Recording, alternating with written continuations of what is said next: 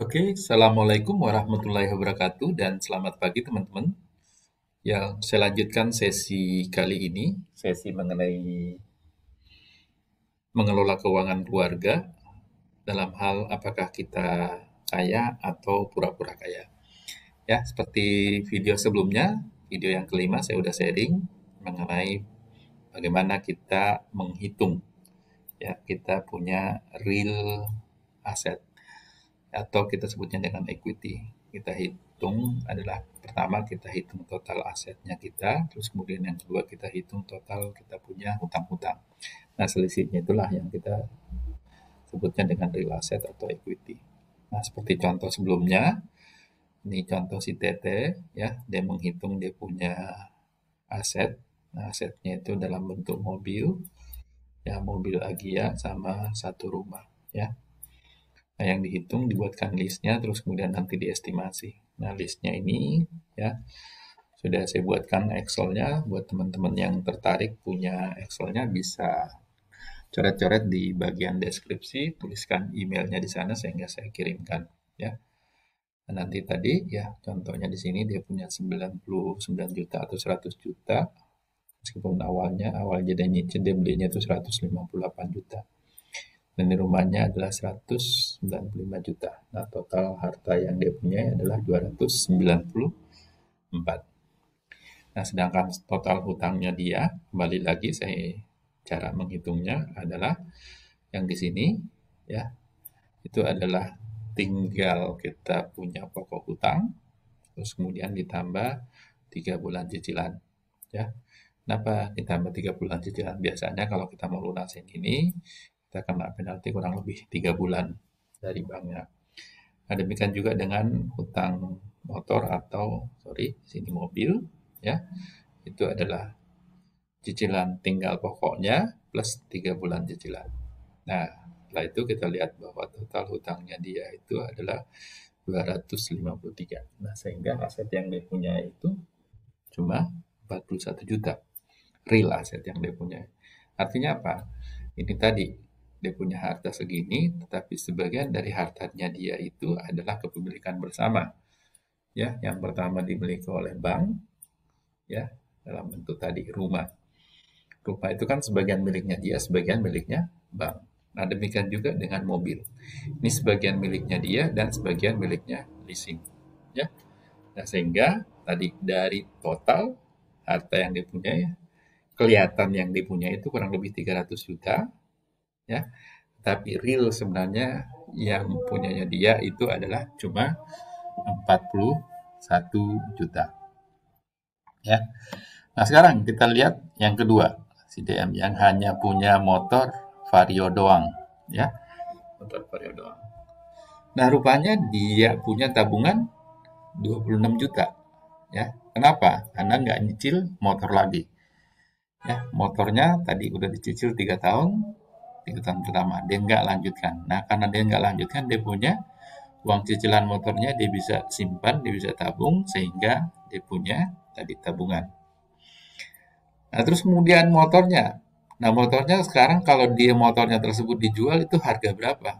Tinggal 6 juta. Meskipun misalnya awalnya motornya tersebut awalnya adalah dibelinya 15 juta. Nah, terus kemudian rumah yang dia punyai 145 juta. Dia udah nyicil juga selama kurang lebih 3 tahun. Jadi total harta yang dia punyai itu kurang lebih cuma 177 ya, 177 juta ya.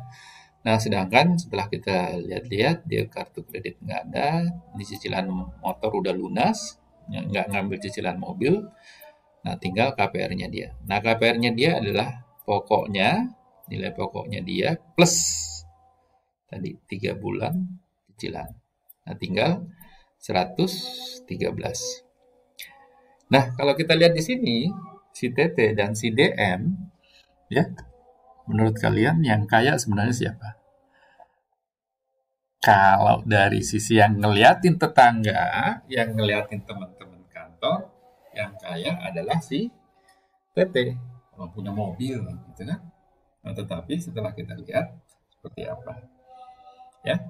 Nah, rupanya tadi kita compare antara si TT dan si DM. Nah, si TT tadi total hartanya yang dia punya kurang lebih hampir 300 juta. Tapi total utangnya kurang lebih di 250 jutaan. Artinya apa? Dia punya real asset cuma 41 juta. Atau cuma 14% dari harta yang dia punyai.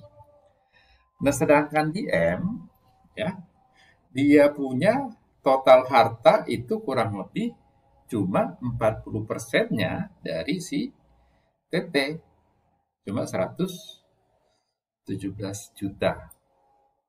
Nah, tetapi hutangnya dia, sorry, bukan 117 ini, 177, sorry, ini 177 ya, 177. Nah, total hutangnya dia itu cuma 113,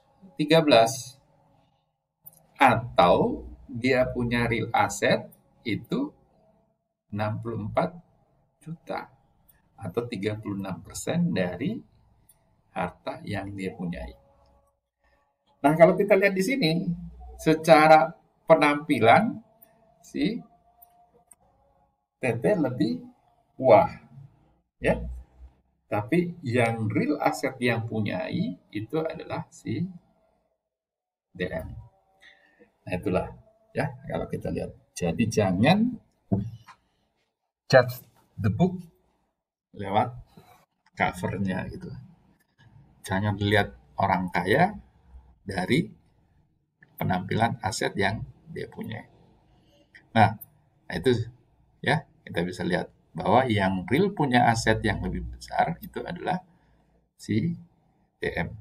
Dia 64 juta. Ya.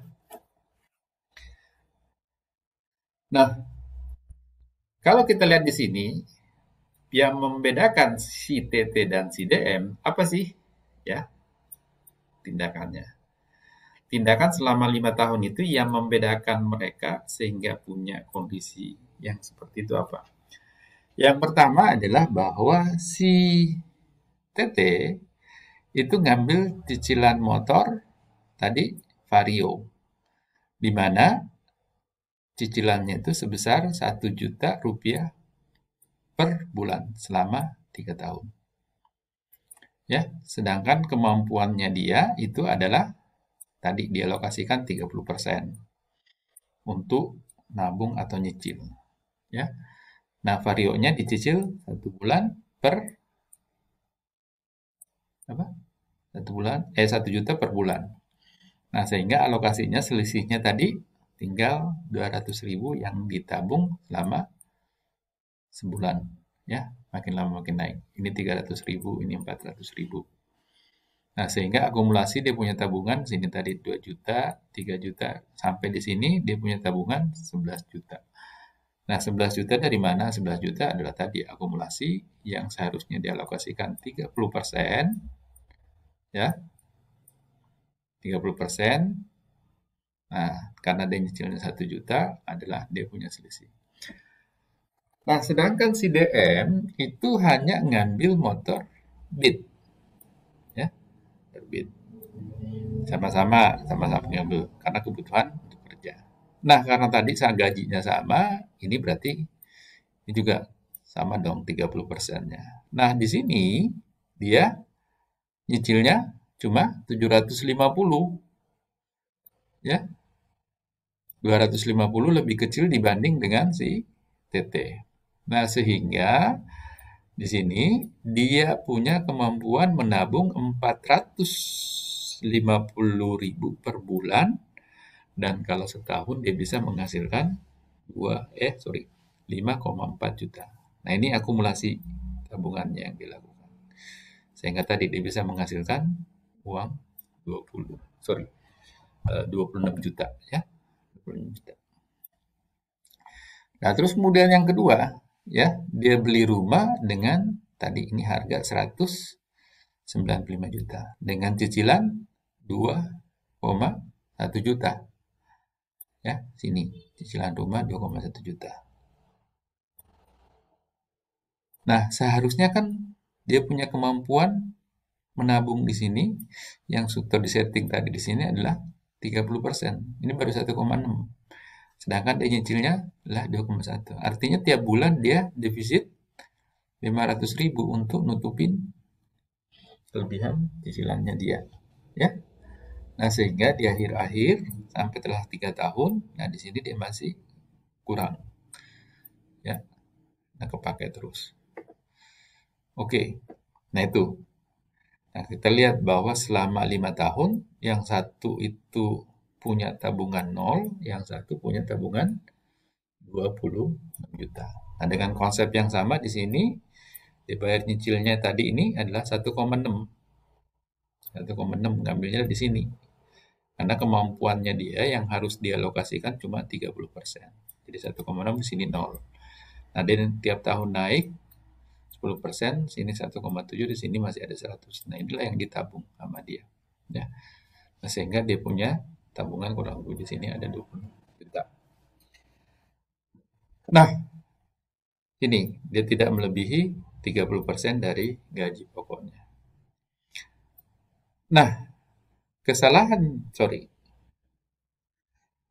langkah berikutnya yang dilakukan sama si Tete adalah dia berharap dengan adanya overtime dan adanya penghasilan tambahan, dia memutuskan merubah gaya hidup dia, naik level.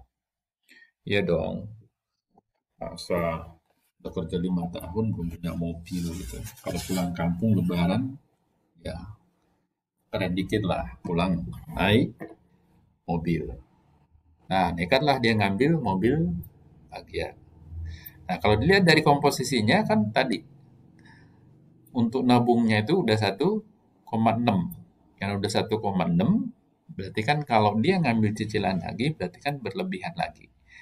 Nah, kemarin dia berharap dengan adanya overtime dan penghasilan-penghasilan lainnya, nah sehingga dia bisa tutupin cicilan mobilnya dia. Ambillah mobil dengan cicilan 2,5 juta.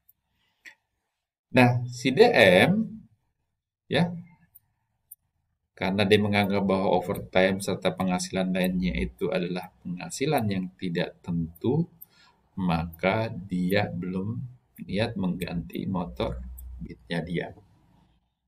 Ya. Nah, sehingga kita lihat tadi, kita lihat bahwa ini ya perbedaan-perbedaan tindakan selama 5 tahun terakhir. Jadi konsep mindsetnya dia.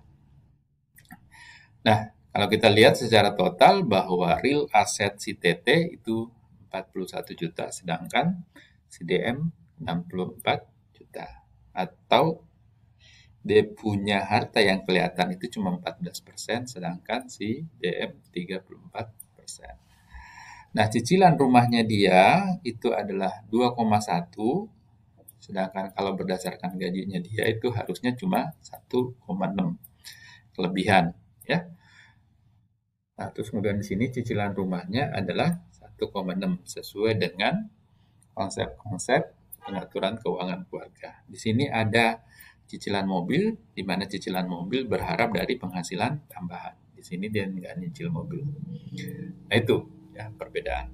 Nah, sehingga kalau kita lihat tadi bahwa si DM meskipun hanya punya Beat, tetapi kondisi keuangan dia itu lebih sehat dibanding dengan si TT yang kelihatan agresif. Ya, untuk itu tipsnya yang kita lakukan untuk inventory ini, itu yang pertama adalah lakukan secara tahunan, yang kedua hitung berapa persen kita punya presentasi utang, terus kemudian nanti hitung cost impact-nya. Nah, tiap tahun kita akan lihat perkembangan asetnya dan kita jadikan gaya hidup kita. Nah, saya berharap sharing ini bermanfaat buat teman-teman, ya bagaimana kita bisa melihat berapa sih real aset yang kita punya sehingga kita nggak kelihatan pura-pura kaya. Demikian dari saya, terima kasih. Assalamualaikum warahmatullahi wabarakatuh.